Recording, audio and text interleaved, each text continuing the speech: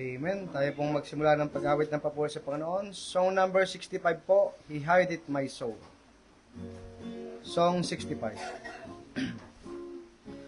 A wonderful Savior is Jesus my Lord. Song number 65 po.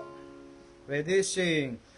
A wonderful Savior is Jesus my Lord. A wonderful Savior to me. He hideth my soul in the cleft of the rock, where rivers of pleasure I see. He hideth my soul in the cleft of the rock, that shadows a dry, thirsty land.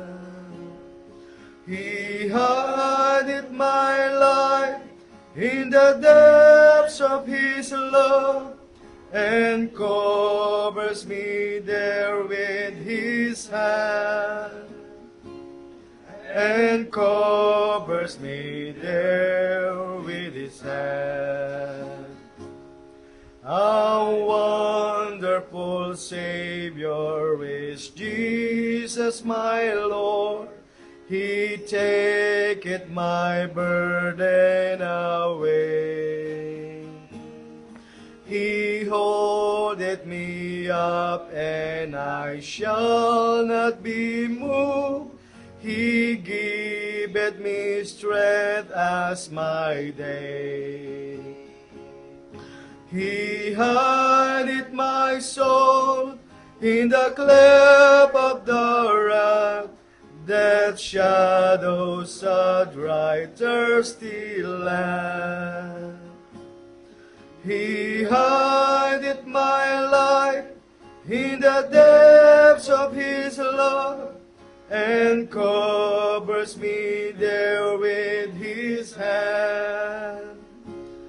And covers me there with His hand.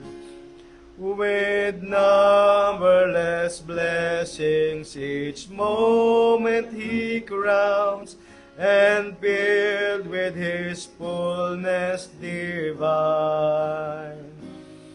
I sing in my rapture, oh glory to God, for such a Redeemer as mine. He hideth my soul in the cleft of the rock, that shadows a dry, thirsty land. He hideth my life in the depths of His love, and covers me there with His hand. And covers me there with His hand. Last stanza po. When clothed in His brightness, transported I rise, to meet Him in clouds of the sky. His perfect salvation is wonderful love. I'll shout with the millions on high. He hideth my soul in the cleft of the rock, that shadows a dry, thirsty land. He hideth my life in the depths of His love, and covers me there with His hand. And covers me there with His hand. Amen. Sama pong awit. Song number 247 po. All the way my Savior leads me. 247. All the way my Savior leads me. 247 po. Ready, sing. All the way my Savior leads me. What have I to ask beside?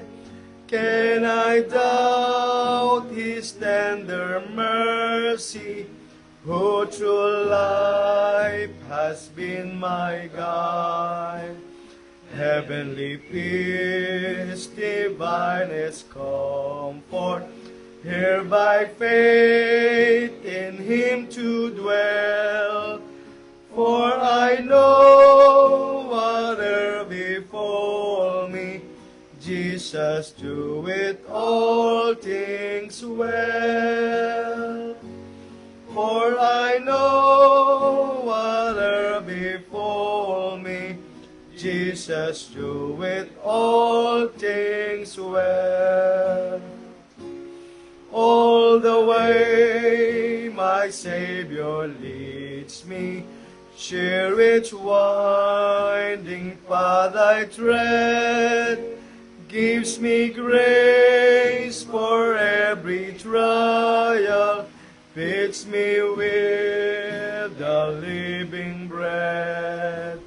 Though my weary steps might falter, and my soul athirst may be, gushing from the wreck before me, lo, a spring of joy I see. Gushing from the wreck before me, lo, a spring of joy I sing. All the way my Savior leads me, oh, the fullness of His love, perfect rest to me is promised in my Father's house above. When my spirit clothed immortal, wing its flight to realms of day, this my song through endless ages, Jesus led me all the way. This my song through endless ages, Jesus led me all the way.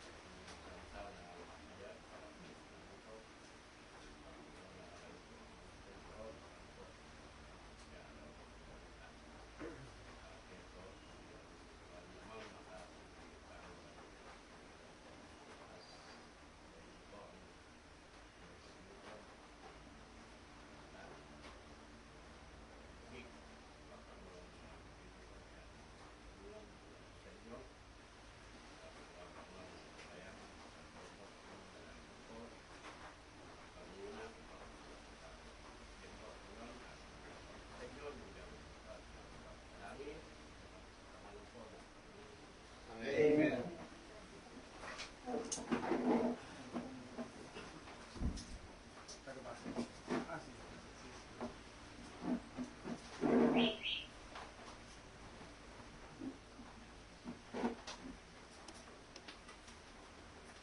Magandang hapon po. Let's continue our scripture reading from the book of Psalm, chapter 90.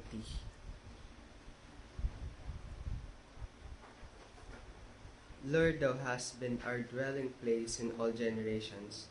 Before the mountains were brought forth, or ever Thou hadst formed the earth and the world, even from everlasting to everlasting. Thou art God. Thou turnest man to destruction, and sayest, Return, ye children of men. For 1,000 years in thy sight are but as yesterday when it is past, and as a watch in the night. Thou carriest them away as with a flood. They are as asleep in the morning, they are like grass which groweth up. In the morning it flourisheth, and groweth up. In the evening it is cut down, and withereth. For we are consumed by thine anger, and by thy wrath are we troubled. Thou hast set our iniquities before thee, our secret sins in the light of thy countenance. For all our days are passed away in thy wrath. We spend our years as a tale that is told. Verse 10, The days of our years are 80 years and 10, and if by reason of strength they be 80 years, yet is their strength labor and sorrow, for it is soon cut off, and we fly away. Who knoweth the power of thine anger, even according to thy fear, so is thy wrath. So teach us to number our days, that we may apply our hearts unto wisdom. Return, O Lord, how long? And let it repent thee concerning thy servants. O satisfy us early with thy mercy, that we may rejoice and be glad all our days. Make us glad according to the days wherein thou hast afflicted us, and the years wherein we have seen evil. Let thy work appear unto thy servants, and thy glory unto their children. And let the beauty of the Lord our God be upon us, and establish thou the work of our hands upon us. Ye the work of our hands establish thou it. Salamat po sa ating nabasa. Pagpalain po ang salita ng Panginoon.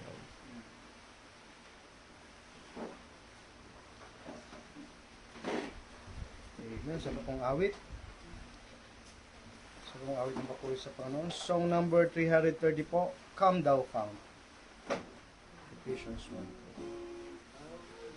Fount of every blessing. 330 po, 330. Come Thou Fount. Ready, sing. Come Thou Fount of every blessing. Tune my heart to sing thy grace. Streams of mercy never ceasing, call for songs of loudest praise. Teach me some melodious sonnet, sung by flaming tongues above. Praise the mount I'm fixed upon it, mount of thy redeeming love. Here I raise mine Ebenezer, hither by thy help I'm come, and I hope by thy good pleasure safely to arrive at home. Jesus sought me when a stranger, wandering from the fold of God. He to rescue me from danger, interpose his precious blood. Oh, to grace how great a debtor daily I'm constrained to be. Let thy goodness like a fetter bind my wandering heart to thee. Prone to wander, Lord, I feel it, prone to leave the God I love. Here's my heart, oh, take and seal it for thy courts above. Amen.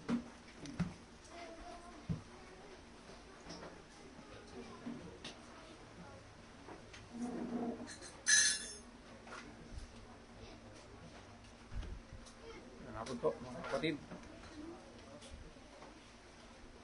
Tayo po ulit ay pupunta sa pangangaral ng salita ng Panginoon. Okay na. Ang ating pong topic na tatalakayin, mga kapatid, sa hapong ito ay about the biblical repentance po. Ang biblical na pagsisisi. Acts chapter 3, verse 19. Actually, dalawang verse po saan, Act 19 at saka 26, kasi nandun po talaga yung about repentance.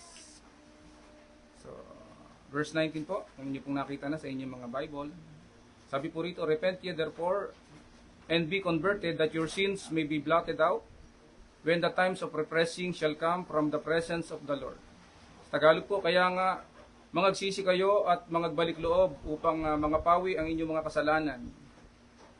So, kapag sabi po rito, kapag nangagsisi kayo at mangagbalik loob upang mangapawi ang inyong mga kasalanan. Upang kung magkagayon ay magsidating ang mga panahon ng kaginawaang mula sa harapan ng Diyos. So, para dumating yung mga kaginhawahan, yung mga pabor ng Panginoong Diyos. Tapos basahin na rin po natin itong mga talatang ito na mga sumusunod, bagamat dalawang talata lang po hanggang 26. Sabi po rito, and he shall send Jesus Christ, which before was preached unto you. Kasi wala po kasing repentance na patatawarin tayo apart from the shed blood of the Lord Jesus Christ. Kahit pa tayo magpatambling-tambling sa pagsisisi, kung walang Kristong nabayubay o namatay sa krus at nagbubuo ng kanyang dugo para itubo sa iyo, hindi po effective yung pagsisisi. Doon po talaga nakaground yan. Whom the heaven must receive until the times of restitution of all things, which God had spoken by the mouth of all His holy prophets since the world began. Na italaga na po yan. At sinabi na ng mga holy prophets, yung pagsasauling yan. For Moses truly said unto the fathers, a prophet shall the Lord your God raise unto you of your brethren, like unto me. Katulad niya, him shall you hear in all things. Whatsoever he shall say unto you, whatsoever he shall say unto you. So yan po ay nakasulat po sa, kung hindi ako magkakamali, Deuteronomy chapter 18 po. Yan ay prophecy po. And it shall come to pass that every soul which shall not hear the prophet, kay Christ, yung mga salita ni Kristo na hindi paniniwalaan at hindi pakikinggan, shall be destroyed from among the people. Yea, and all the prophets from Samuel, and those that follow after, yung mga sumunod mula kay Samuel, as many as have spoken, have likewise foretold of these days. Yung mga araw na yan. Ye are the children of the prophets, and of the covenant which God made with our fathers. Ang kausap kasi po mga Israelita. Saying unto Abraham, and in thy seed shall all the kindreds of the earth be blessed. Hindi lang po Israel ang mangyayari dito, na mabibless sa pamamagitan ng seed ni Abraham na lalabas, kundi ang Panginoong Kristo. Unto you first, God, sa inyo muna mga Israelita, having raised up His Son Jesus, sent Him to bless you, in turning away every one of you from his iniquities. So, ang purpose, kaya po, isinend ang kanyang anak sa inyo muna, mga Israelita, and then yung mga Gentile, tayo po, ang sabi po rito, sent Him to bless you, in turning away every one of you from his iniquity. So, magkakameron tayo ngayon ng pagkakaloob ng Diyos na repentance. So, bago po tayo magpatuloy, tayo po munang humingi sa Panginoon ng galit. Tayo po manalangin. Dakilang Diyos na makapangyarihan sa lahat, kami po ay patuloy na nagpapasalamat at nagpupuri sa inyo, Ama, sa inyong pag-iingat at sa inyong mga salitang ito na aming mapapag-aralan, Panginoon. Dalangin po namin na patawarin po kami, Ama, sa lahat ng aming mga kasalanan. Bigyan niyo po kami ng tamang spirito at malinis na puso, Panginoon, sa hapong ito upang kami po ay makapagpatuloy ng pag-aaral about repentance, Panginoon. Makita namin na kahit po kami ay mga nakasumpong na ng kaligtasan, ay applicable pa rin po ito sa amin, itong repentance. Ganon din po sa mga hindi pa nakakakilala sa amin, Panginoong Kristo. Ganon din po sa mga officer ng church. Kailangan din po kami mag-repent sa mga pagkukulang po namin. Dalayan po namin na naway, igawaran niyo po kami ng kapatawaran, kahabagan, Panginoon. Mangyari ang inyong kalooban sa hapong ito. Gabayan kami ng Banal na Espiritu, Ama, sa aming pag-aaral. Ang lahat po ito ay aming dalangin. At pasasalamat sa pangalan po ng Panginoong Hesus. Okay. Ang sabi po dito sa verse 19, balikan po natin yung verse 19. Atin pong liliwanagin ito. Repent ye therefore and be converted. So atin pong isa-isahin muna, himayin muna po natin itong mga salitang nasusulat. Ito pong salitang repent dito ay galing po yan sa salitang original na metaneo, Greek. Ang ibig pong sabihin to think differently or afterwards. So magkakameron po dahil nga ang tao po ay makasalanan at ang hilig ng kanyang isipan, ng kanyang puso ay palagi lang ang masama, na sinasabi po yan sa Jeremiah chapter 17 verse 79. Tama po. Na the heart of man is deceitful above all things and desperately wicked. Who can know it? So yung puso ng tao, napakasama yan.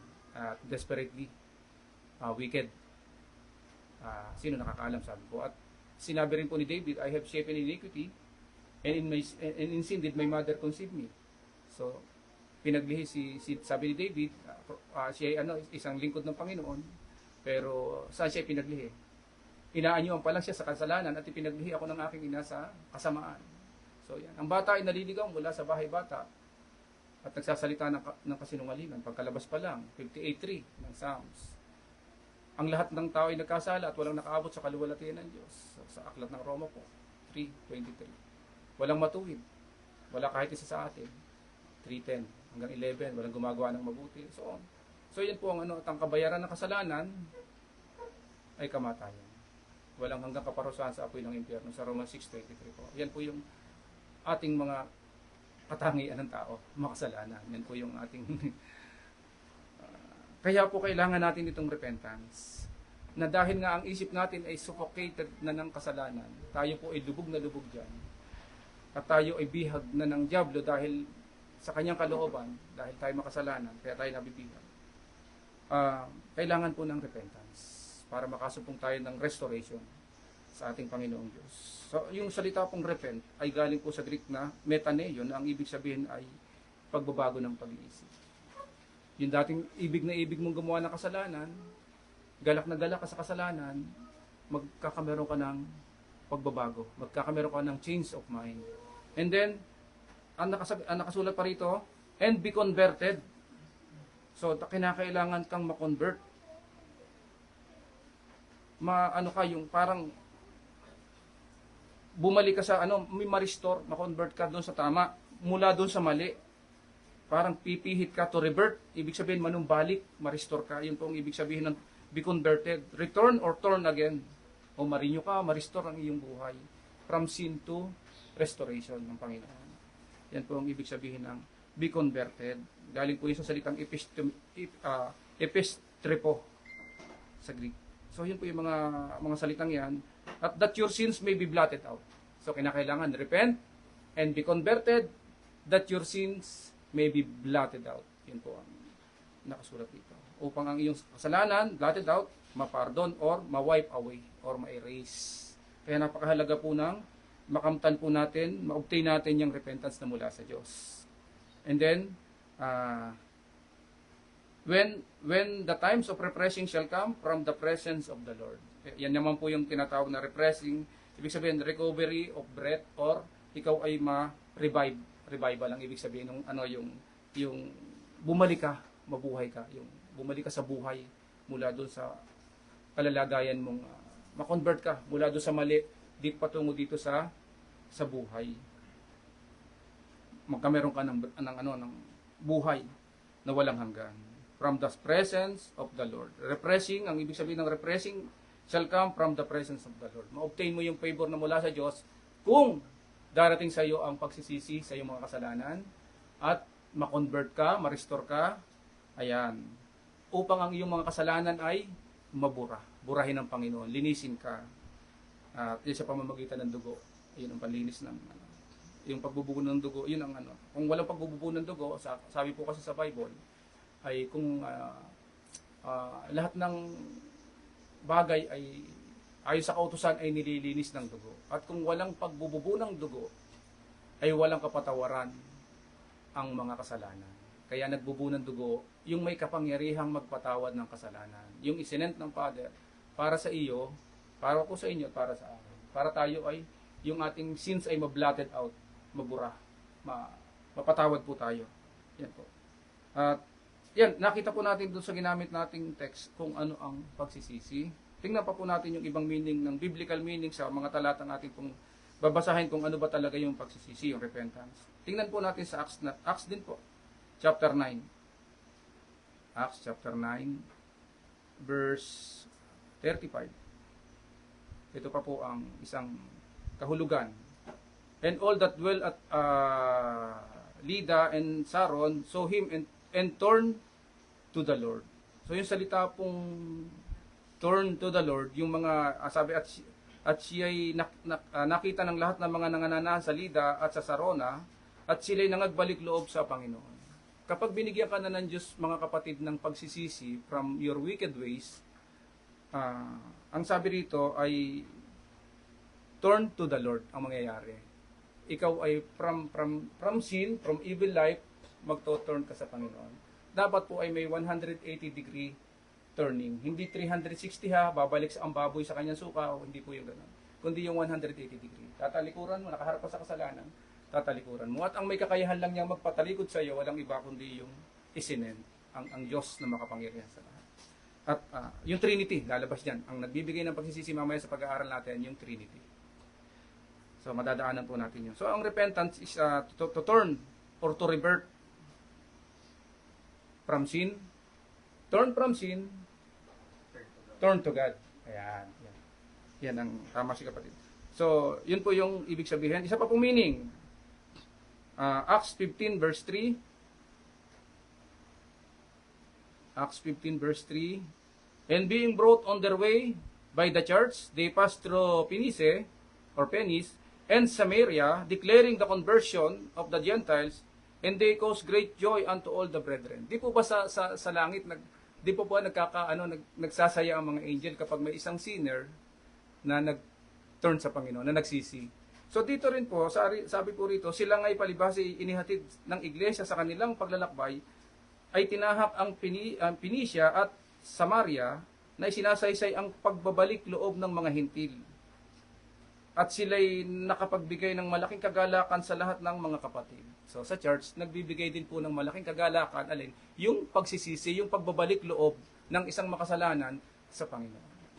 Ayan po, yan po yung isang, yung salitang conversion. Conversion po ang ginamit dito, ay declaring the conversion of the Gentiles. So, pinamalita nila kung paano na convert, yung conversion, yung pagsisisi ng mga, lagi po kasing pag may pagsisisi, may pananampalatayang, ano po yan kumbaga sa parehong gugulong yan halos magkaano po yan, hindi po magkakahiwalay.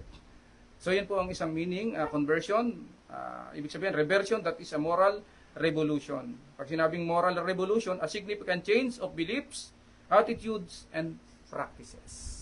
So magkakameron ka ng change ng iyong buhay, magkakameron ka ng change ng iyong pananaw, from devil to God, from wicked ways to righteousness. So yan po ang yan po yung mga makikita natin diyan na pangatlong ibig sabihin po ng pagsisisi ay mismong ginamit po yung salitang repent dito sa Acts chapter 8. Sabi po rito sa Acts chapter 8 verse 22. Ito pa po ang isa. Ang sabi po rito, repent therefore of this thy wickedness. So magsisi ka nga sa kasamaan mong ito. So kaya ka pinagsisisi dahil sa kasamaan mong ito, sabi ni Peter kay Simon. At manalangin ka sa Panginoon. So yung panalangin, galing po yan para makapag-confess ka ng iyong pagsisisi sa Diyos, galing po yan sa Holy Spirit. Mababasa mo niyo po yan sa Zechariah chapter 12 verse 10 to 11. And then sabi po, at saka sa Romans chapter 8. And then sabi po rito, siya kasi po magbibigay ng kakayahan sa inyo Tapos sabi rito ay, if perhaps the thought of thine heart may be forgiven thee. So kinakailangan talaga si Simon, sabi ni Peter, magsisi ka sa kasamaan mo ito. At sabi po, baka sakaling ipatawad sa iyo ang pag-iisip ng iyong puso. Kung masama ang pag-iisip ng iyong puso, kinakailangan ng metaneo, ng repentance o pagsisisi. Mag-change yung iyong. Baguhin mo ang takbo ng isip mo. Magsisi ka. So hindi mo naman kaya yon kung ikaw lang. Grace po yon. Diyos po ang magbibigay nun. Makakarating po tayo dyan sa yan. So example po dito na yung salitang repent o ang ibig sabihin po dito, ang ginamit dito ay metaneo rin, to think differently o to think afterwards. So nag-isip ka may nakapagsabi sa iyong mali ka, mali ang iyong buhay, mali, makasalanan ka, sinasabi ng Bible, tapos mababagong isip mo, marirealize mo. I-acknowledge mo yung mga truths na yun na sinasabi sa iyo bilang makasalanan. Yan. Then, mag-iisip ka ngayon. Mababago na yung isip mo. Yung to think afterwards. So, magkakameron ka ng change of mind. Isang halimbawa po dito sa meaning na ating tinatalakay ay yung Matthew chapter 21. Tingnan po natin yung example. Doon sa meaning na ating repent. Na pagtalikod sa kasalanan at pagbabago ng isip. Na bagong isip mo doon sa time na yun. 21 po ng Mateo verse 28. Ang sabi po dito, verse 28. Saan ang 28? Yan. Sabi po rito, datapot ano sa akala ninyo, isang taong may dalawang anak, at lumapit siya sa una, at sinabi, anak, pumaroon at gumawa ka ngayon sa ubasan. So, inuutusan po yung anak. And then, ang sabi niya, pumaroon at gumawa ka sa ubasan. At sinagot niya, at sinabi, ayaw ko, sabi niya sa tatay niya. Datapot nagsisi siya pagkatapos at naparoon. Ito yung ibig sabihin ng to think afterwards. To think differently or to think afterwards. Nung una, ayaw niya Tumanggi siya sa kanyang nag-disobey siya. Nandun pa rin siya sa kasalanan. Pero, na-realize niya, na bagong takbo ng isip niya, sumunod siya ng bandang huli. Pero ayaw sana niya, ayun po, nagkameron siya ng pagbabago. And then, and he came to the second and said, likewise, and he answered and said, I go, sir. And went not. Yun namang isa, umuo naman, at siya lumapit sa ikalawa, at gayon din ang sinabi, at sumagot siya at sinabi, Ginoo, ako'y pararoon, at hindi na pararoon. Kaya sabi ng Panginoon dito, sabi rito, alin baga sa dalawa ang gumanap ng kalooban ng kanyang ama? Sinabi nila ang una, yung sinabing ayaw ko pero sumunod. Sinabi sa kanila ni Jesus, katotohanan sinasabi ko sa inyo, na ang mga maniningil ng buwis at ang mga patutot ay uuna sa inyo ng pagpasok sa kaharian ng Diyos. So, yun ang isang halimbawa po na nagbago at to think differently. Nagbago na, pero disobey, pero yung disobedient niya, na-realize niya. Sumunod na sa tatay. So, yun po yung salitang pagsisisi. At yung salitang pagsisisi, ito yung naano na po natin kanina doon, na-slice na natin, to return, pagbalik po sa Diyos. Ginamit din po ito sa 1 Samuel 7.3, pero hindi ko na po elaborate kasi nagamitan na natin po ng talata. Pwede yung ilista na lang, 1 Samuel 7.3, may salita ritong return, na yun din po ang binabanggit. Return from sinning, to return back to God, to retreat from sinning, or return to God. Yun po yung mga ginamit na Hebrew.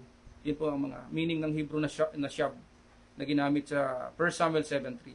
Then, punta naman po tayo ngayon dito sa kanino nanggagaling o sino nag-grant sa atin ng repentance? Sa isang taong makasalanan na nakalugmok sa kasalanan at wala namang kakayahan talagang bumalik sa Diyos, papaano po siya at nakakabalik sa Diyos? Sino ang nagbibigay sa kanya ng repentance? So, yung Trinity po.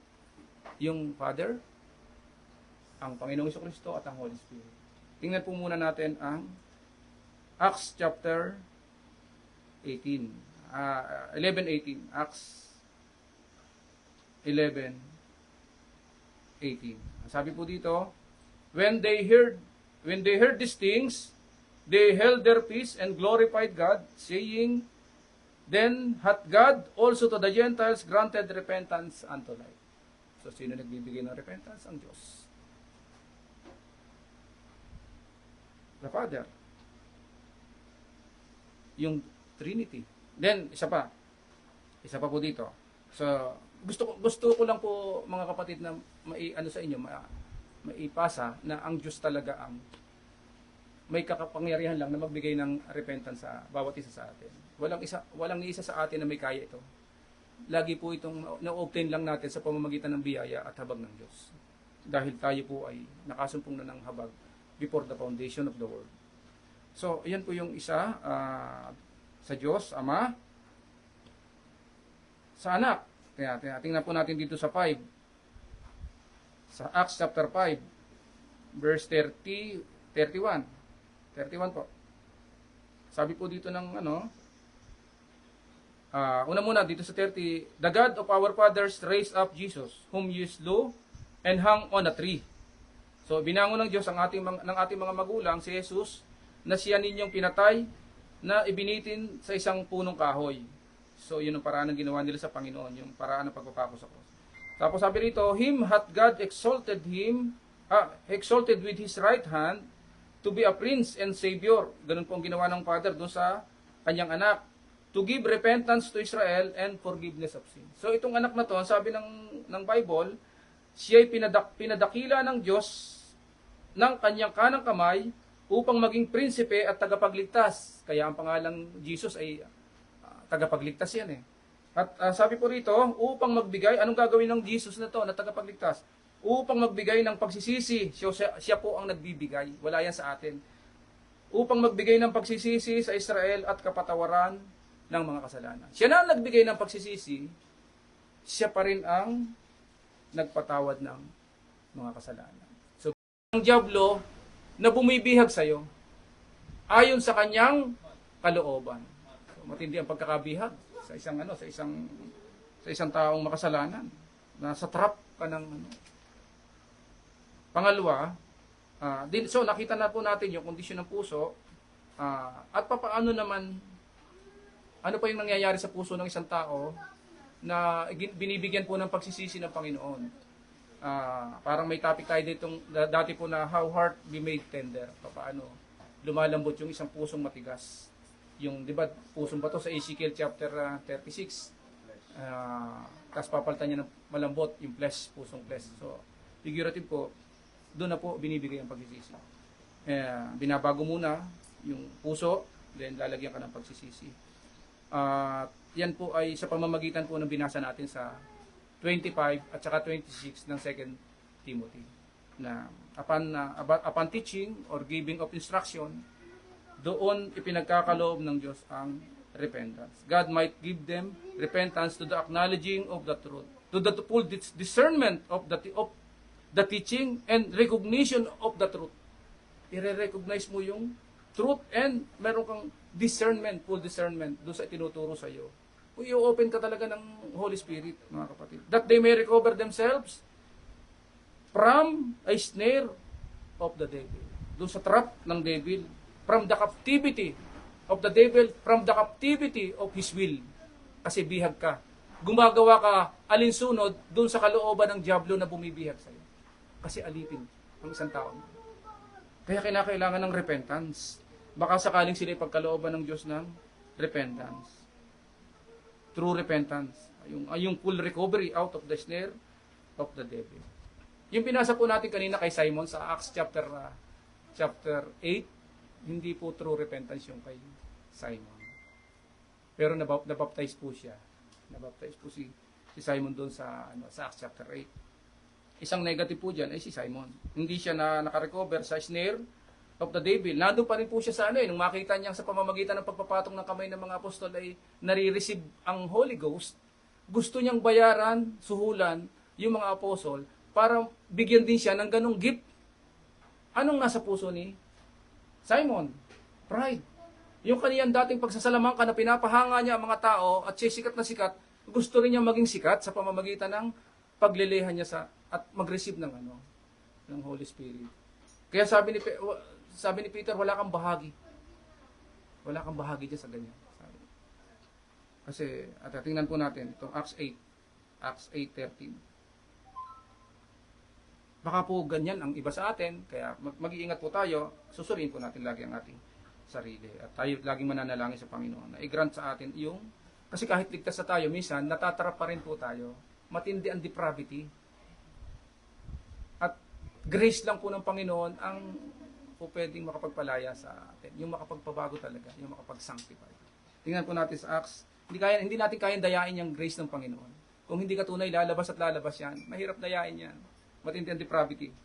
Sa 8 nalita ko. Acts 8:13. Sabi po dito, then Simon himself believed also. Naniwala rin si Simon. And when he was baptized, nagpabautismo. Kasi pag ikaw yung nag-believe sa Panginoong Kristo, nung time na yon, may kasunod yung baptism. Kasi yun naman talaga ang nasa Bible. He continued with Philip nanatili siya kay Philip. Nakasama siya, siguro sumasama kay Philip, and wondered, humahanga siya, beholding the miracles and signs which were done. So nakikita natin, parang humahanga siya doon sa mga miracle na ginagawa ni Philip. Parang yun ang bumabalik sa kanya, pero namamalas niya yung ganun. Now when the apostles which were at Jerusalem heard that Samaria had received the word of God, they sent unto them Peter and John. Ito pala si Peter and John ang isinend. Ito ang makakatuklas. Hindi na-detect agad ni Philip na-fake ang repentance nitong ni Simon. Tapos sabi rito, sa verse 15, who when they were come down from Jerusalem, mataas na dakong Jerusalem, bumaba sila dito, prayed for them sa Samaria that they might receive the Holy Ghost. For as yet he was fallen upon none of them, hindi pa bumababa ng Holy Ghost, only they were baptized in the name of the Lord Jesus. Then laid their hands on them and they received the Holy Ghost. Ito yung nakita ni Simon. And when Simon saw, nung makita ni Simon, that through the laying on of the apostles' hands, the Holy Ghost was given, he offered them money. Nag-alok ng pera. Kanino? Sa mga apostol.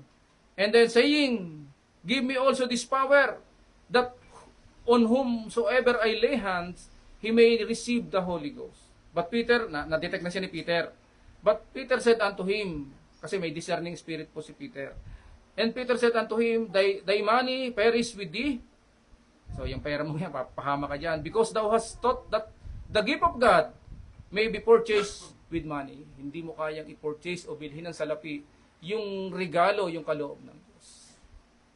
And then sabi rito, thou hast neither part nor lot in this matter. Wala kang bahagi dito.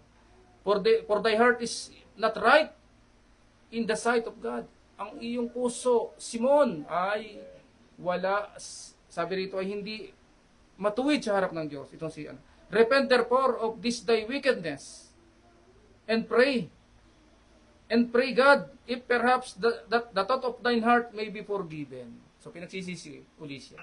Kasi hindi pala tunay yung So, yan po yung mga, minsan yung mga fake, yung nag-remorse ka lang, yung remorse naman, hindi masama yung kaya lamang hindi God-given faith itong nangyari po kay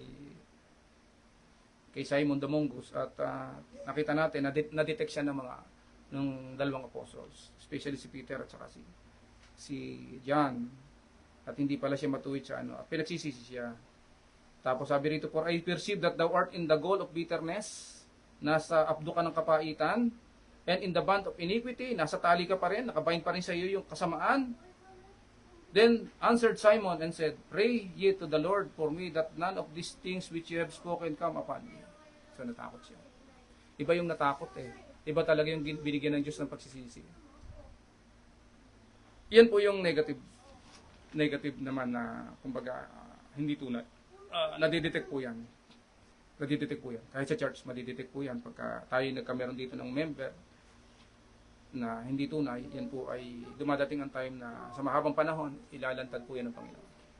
Ganyan ang karamihan. Kahit po, hindi lang sa member, hindi lang po sa mga bisita, hindi lamang po sa mga ordinaryong tao, maging sa mga officer po ng church, ay dumarating din po yan. Especially sa mga Armenian churches, kami po ay saksi ni na pastor sa mga Armenian church. Nakaranas po kami dyan. Talaga pong proudful po sila. May mga po sila, yung very proudful po sila sa kanilang hindi mo po sila masasali. Yung mga meron silang pride sa kanilang puso, excessive self-importance. Yan po yung mga Armenian pastor kaya may mga pastor din po minsan sa mga sovereign grace na nag-Armenian na rin po. Na nadidetect naman po, yung pala ay sa Armenian din naman po ang sinasabi nila doon sila na save sa yung procedure ng Armenian. So, kaya sa mahabang panahon, for 20 years, 30 years, lumalabas po yan. Hindi po, mahirap pong dayain ang salitang repentance. Mahirap dayain ang grace. Ilalabas po tayo kung tayo hindi tunay ng Panginoon. Magmamanifest po yan sa bandang huli. So, yan po yung nakita natin mga kapatid, na katotohanan. Yan po yung mga false beliefs of one's. Ito yung meron pa siyang false beliefs about one's own power. Yan yung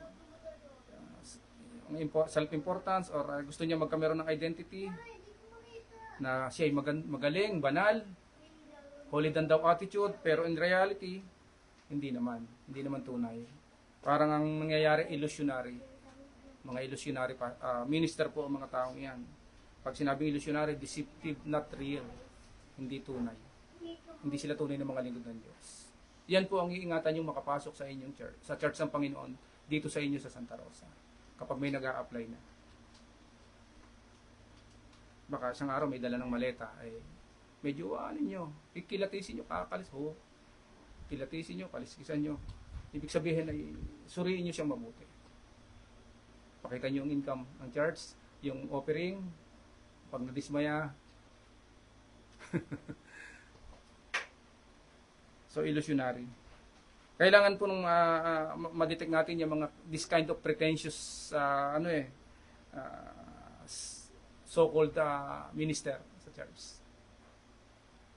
Wag po tayong dyan. Hindi lang po members and church ministers. Pareho po yan.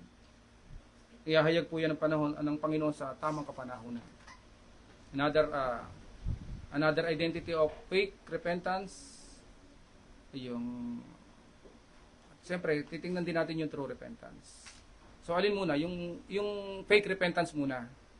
Alin po yung genuine muna pala. Yung genuine repentance muna po, mga kapatid. Tingnan po natin yung mga tao, kung ano yung nangyari sa kanya pagka mayroong tinatawag na tunay na repentance. Psalms 34. Psalms 34 verse 18. Ayan. Ito yung itinanong ko yung spelling, yung pronunciation kanina. Sabi po rito, the Lord is nigh unto them that are of broken heart, and saveth such as be of a contrite spirit. Ang Panginoon ay malapit sa kanila na may bagbag na puso at inililigtas ang mga pagsisising diwa. So yung mga bagbag na puso at may pagsisising diwa. Ibig sabihin na bago. Nabago ang taong ito. Mula sa kayabangan, sa proudful, naging humble siya. At yan ang inililigtas ng Panginoon, yung ganyan. Na yung mga taong binago niya. Isa pa, Psalms 51 verse 17. The sacrifice of God are a broken and a contrite heart. O God, thou wilt not despise. Yan. Hindi i-despise ng Panginoon yan. Yung bagbag na puso. Ang sacrifice, the sacrifice of God are a broken and a contrite heart. O God, thou wilt not despise. Sabi sa Psalms. So, hindi di-despise ng Panginoon yung ganyang mga puso. Yan po yung mga tunay na nagsisi. Ang manifestation po niyan, kung sa ating kapanahonan sa church, yung sinasabing yan ng 2 talata sa Psalms, sa ating kapanahonan, yung may pagbabago po tayo. Nagkakameron po ng lowliness of mind. Lowliness of mind. May realization na tayo mali, na tayo putik lang, uod lang tayo. So may realization po na wala tayong may pagmamalaki. Katulad ng turo ni Paul sa mga Pilipos. Sa kanyang sulat po, sabi po rito, Philippians chapter 2 verse 3. Philippians chapter 2 verse 3. Ito medyo mahirap-hirap ding gawin minsan kahit mananampalataya na tayo talagang through grace lang ito Let nothing be done through strife. Kasi hindi lang naman kahit member, kahit pastor, deacon, may mga gumagawa, may mga ganito pa rin na Let nothing be done through strife or vainglory, but in lowliness of mind, let each esteem other better than themselves. Sa Tagalog, na huwag ninyong gawin ang anuman sa pamamagitan ng pagkakampi-kampi. So masama po yan sa church ng Panginoon, kahit nga sa pamilya O sa pamamagitan ng pagpapalalo. So yung pagpapalalo, pride. Kundi sa kababaan ng pag-iisip, lowliness of mind, na pag ganito pala pag mababa ang pag-iisip natin, na ipalagay ng bawat isa ang iba na lalong mabuti kaysa kanyang sarili. Ito yung pagpapalagay mo na hindi ka magaling, na mas magaling yung iyong kapwa kaysa iyo. Papalagay mo siya mas mabuti kaysa iyo. Opposite po ng holy than thou attitude. Yan. Ito po yung product ng true repentance. Ito po yung produkto ng tunay na taong binigyan ng Diyos ng pagsisisi. Ito yung produkto, yung lowliness of mind, at yung pagpapalagay mo sa iyong kapatid na better than you, iyan pala yung inilalagay ng Diyos sa puso ng isang tunay na lingkod niya, na isang tunay na binago niya. Hindi yung laging ako ang magaling. At sometimes we are fond of entitlement. Minsan sabik na sabik tayo na magkameron ng entitlement sa gitna ng mga kapatid. Mali po 'yon. Masyadong parang gustong mapansin tayo. Kulang na lang ay mag-selfie sa CR kahit sa mga sa sobrang bilib sa sarili, sobrang papogi sa sarili. Hindi na nakikita yung ginawa sa kanya ng Diyos. Yan po yung mga delikado na yung hindi tayo masyadong ang sarili natin, gusto lagi natin artistahin tayo. Wala nang ginawa kundi magpopogi sa social media, o kung hindi po ganyan ang tunay na mga mananampalataya ng Panginoon. Natutuwa ako doon sa mga nagpo-post ng mga Bible verse sa mga yung mga kapatiran natin somewhere in Bisaya. Nagpo-post sila ng mga Bible verse. Dito rin naman sa atin sa Manila, sa Luzon, marami rin ganyan. So nakakatuwa yung ganun. Hindi yung mga yung sarili ang itinataas. Actually wala namang kahit pogi ka, hindi mo dapat pagpahilian sa yung forma mo sa social media. Kasi ang Diyos naman di tumitingin sa panlabas na nyo. Tumitingin siya sa puso. Kaya nga ang gusto niya yung with a broken heart and contrite spirit. Tapos papapogi tayo. Yan yung mga men pleaser. Masama rin yan. Hindi rin yan kaya nga iniiwasan niya ni Paul. Sabi po rito sa Galatians chapter 1 verse 10.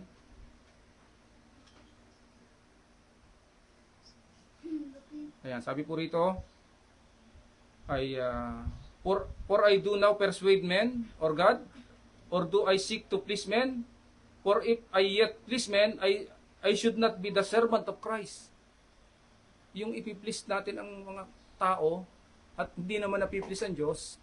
Ang sabi ni Paul, sapagkat ako bagay nanghihikayat ngayon sa mga tao o sa Diyos? O ako bagay nagsisikap na magbigay lugod sa mga tao? Kung ako'y magbibigay lugod sa mga tao, ay hindi ako magiging alipin ni Kristo. Bibigyan ko kayo ng lugod para makuha ko yung loyalty nyo. Magseserve ako sa inyo, kulang na lang anuhin ko kayo. Hagpus-hagpusin ko mga ulo nyo para makatulog kayo. Hindi, figurative tong akin para makuha ko yung loyalty nyo. Piniplis ko lang kayo. Baka hindi ko piniplis ang Panginoon Diyos. Masama rin po yan, kasumpa-sumpa yung loyalty to the preacher na yan. Dapat nating itapon yan, ibasura natin yan. Ang loyalty sa salita ng Diyos at sa Kanya, sa ating Panginoon. Hindi dapat ang loyalty natin ay magiging, kasi pag sinimulan mo kapatid niya sa loyalty, magiging panatiko ka na. Kahit mali yung iyong ina-idolize na pastor na yan, kahit mali na yan, kakampihan mo pa yan dahil loyal ka. Panatiko ka na. So, yung ang tunay na binigyan ng Diyos ng pag-ibig. Kay si Paul nga, ayaw ng ganyan ng mampiplis ng tao. Kasi hindi siya servant ng Panginoon pag pinlis niya. Ang motive niya ay iplis ang tao. Isa pa na hindi genuine ang repentance ay yung preeminence.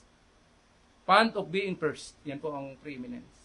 Sa church, love to have the preeminence. At may ganyan po sa church noong unang panahon. 3 John. Tingnan po natin sa 3 John. 3 John chapter, wala naman pong, isang chapter lang naman po ang 3 John, verse 9 to 11. Sabi po dito ni John sa sulat niya, I wrote unto the church, but Diotrephes, who loveth to have the preeminence among them, receive it as not. Wherefore, if I come, I will remember his deeds, which he doeth prating against us with malicious words. Sinisira siguro itong mga apostol at mga mananampalataya, ay mga minister. And not content therewith, hindi pa na kontento ron neither that he himself received the brethren, and forbiddeth them that would, and casted them out of the church. Preeminence po yan. Beloved, follow not that which is evil, but that which is good. He that doeth good is of God, but he that doeth evil hath not seen God. Itong salita pong preeminence, ang sa Tagalog po ang pagkakasabi rito sa verse 9, ako'y sumulat ng ilang bagay sa iglesia, datapot si Diotrepes na nag-iibig magkaroon ng kataasan, wala naman dapat mataas sa iglesia kundi ang Panginoon eh. Sa kanila ay hindi kami tinatanggap. Bakit kaya may kapangyarihan itong si Diotrepes na hindi matanggap yung mga kapatid? Hindi ko alam. Baka ito ay isang affluent member of the church. Pwedeng mayaman ito. May laking impluensya. Kaya mabangis. At gusto niya siya ang hari. At hindi na ang Panginoon ng Panginoon. Siya na. Preeminence eh. Ganun. Pagkapangulo yun. Being fond of being first. Sabi po. Pwedeng ito naman ang may-ari ng church house. At may kaya at nakakapagdikta. Kaya matapang-tapang. Hindi katulad ni Pilimon, kahit mayaman, obedient siya sa sinasabi ni Paul. Malamang ito katulad ni Pilimon sa ano ng buhay. Or, pwedeng ito ay elder do sa church na yun.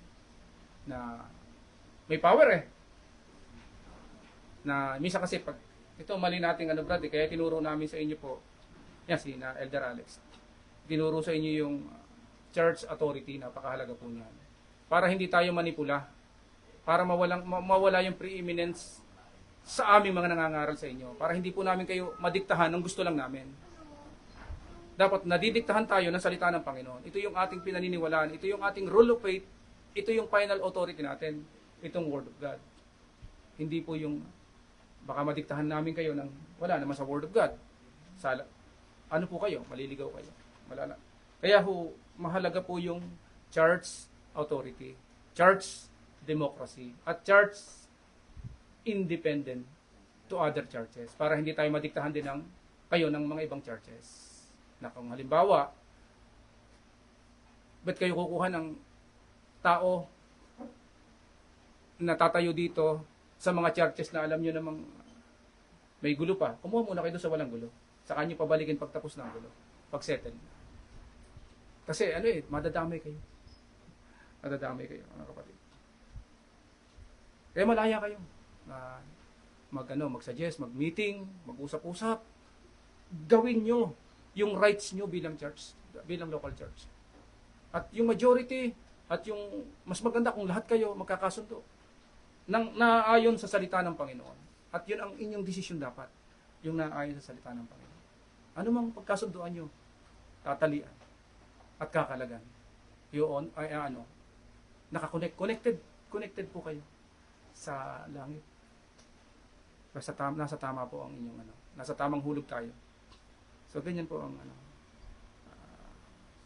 yan po ang si Diotrepes. Hindi dapat, kaya napakahalaga ng church democracy. Na yung general membership ng church, yung assembly, ang nagdi-decide concerning hard matters. Kahit nga simple matters, kung gusto nyo kayong mag-decide. Yan ang demokrasya po sa church. At yan galing yung mga bansang may demokrasy, kalimitan dyan, ang mga presidente, mananampalataya, nakuha nila yan sa church. So, hindi po masyadong tayo magpapahaba sa ating kasi 3, tama, eksakto, alis ka. Hindi naman po masyadong mahaba itong preaching na to. So, mag-ingat lang po tayo sa mga ganyang sa local church. Mahalaga, nakikita rin po natin kung ano yung tamang paraan ng pagsisisi at paano nyo madidetect yung taong hindi nagsisisi, katulad ni Simon, katulad ni Diotrepes. Actually, hindi lang naman yung sa kaligtasan po yung pagsisisi sa church. Pag may nakagawa po ng mali, ikino-confess po yan. At pinatatawad.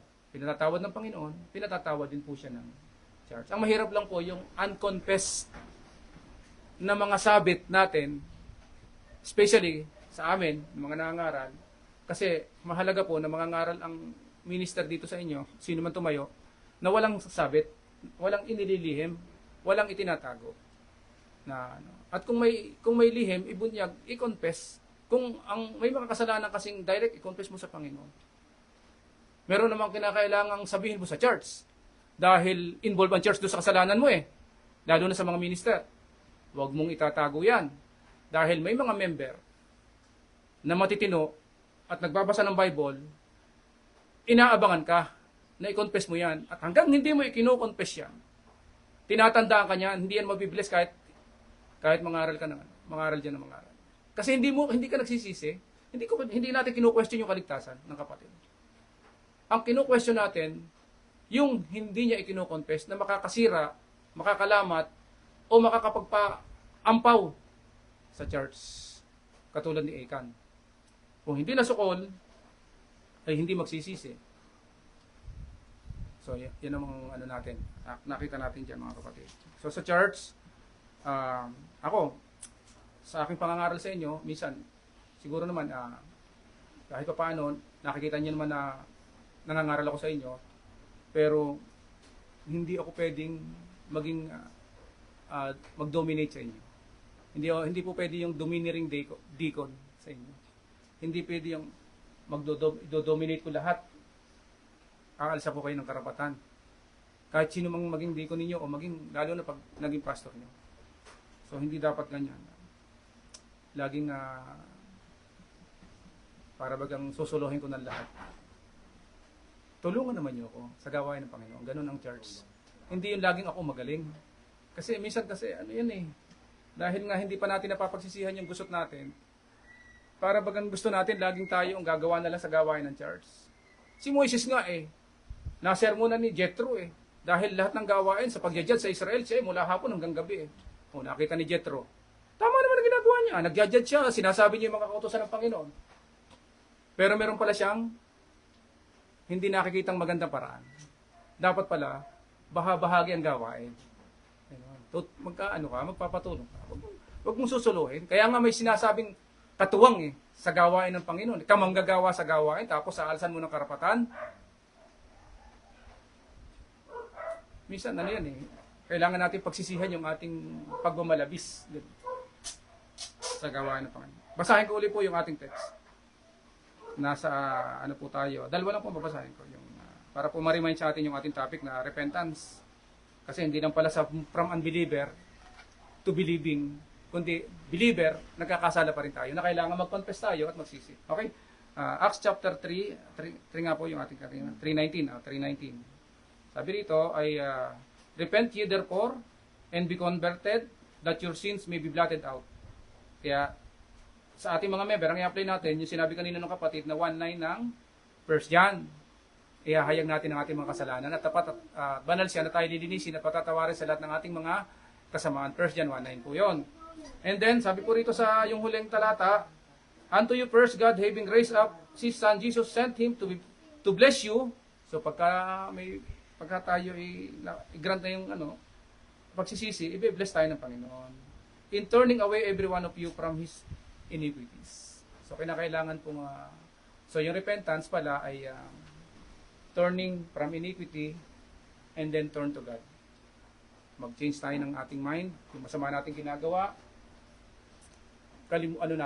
hingin natin ng tawad sa Diyos directly.